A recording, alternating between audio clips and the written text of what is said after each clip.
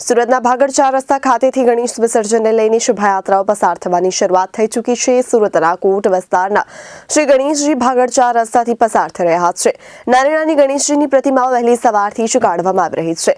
10 દિવસ પૂજન કર્યા બાદ આજે ભક્તોએ બાપાને વિદાય આપી છે। સુરતના ભાગળ ચાર રસ્તા ખાતેથી ગણેશ વિસર્જનને લઈને શોભાયાત્રાઓ પસાર થવાની શરૂઆત થઈ ચૂકી છે। સુરતના કોટ વિસ્તારના શ્રી ગણેશજીના ભાગળ ચાર રસ્તાથી પસાર થઈ રહ્યા છે। નાની ગણેશજીની પ્રતિમા વહેલી સવારથી જ કાઢવામાં આવી રહી છે। ત્યારે 10 દિવસ પૂજન અર્ચન કર્યા બાદ આજે ભક્તોએ બાપાને વિદાય આપી છે। ગણેશ વિસર્જનને લઈને ભાગળ ખાતે ચુસ્ત પોલીસ બંદોબસ્ત પણ જોવા મળી રહ્યો છે। સૂર્યાસ્ત પહેલા વિસર્જનની પ્રક્રિયા પૂર્ણ કરવા હિન્દુ સંતોની વિનંતી કરાઈ છે। આજનો દિવસ ત્રિવેણી સંગમનો દિવસ, આનંદ ચૌદસ ગણેશ વિસર્જનનો દિવસ, વિશ્વકર્મા જયંતિનો દિવસ, વિશ્વ નેતા અને પ્રધાનમંત્રી નરેન્દ્રભાઈ મોદીનો જન્મદિવસ।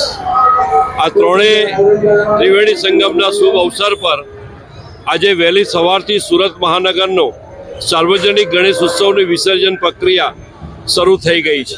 આ ભાગળ ચાર રસ્તા પર જોઈ રહ્યા છો, ત્રણેય બાજુથી શ્રી ગણેશજીની પ્રતિમા આવી રહી છે અને વિસર્જન કાર્યમાં જોતરાઈ રહી છે। આજે એક જ સંદેશ હોઈ શકે કે સમગ્ર ભારત આજે ગણેશમય બની ચૂક્યું છે અને લોકમાન્ય ટિળકજીએ જે આહ્વાન કર્યું હતું કે હિન્દુ સમાજ સંગઠિત બને, બલશાળી બને, ગૌરવશાળી બને, તો આપણે સાર્વજનિક ગણેશ ઉત્સવમાંથી પ્રેરણા લઈને હિન્દુ સમાજ સંગઠિત બનીને પોતપોતાના મોહલ્લામાં જે કોઈ જરૂરિયાતમંદ વ્યક્તિ છે, જે કોઈ વ્યક્તિ ગરીબ છે, એને પોતપોતાનું મંડળ મદદરૂપ કરે તો એક ખૂબ મોટી ક્રાંતિ થયેલી ગણાશે।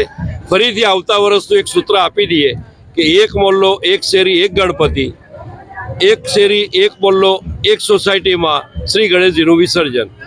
તો મૂર્તિની સ્થાપના પણ અને વિસર્જન પણ ત્યાં જ આ એક નવો સૂત્ર આવતા વર્ષ માટે અત્યારથી અભિયાન ચલાવીશું તો આવતા વર્ષે આપણને સફળતા મળશે। Bureau report Janadesh news, Surat.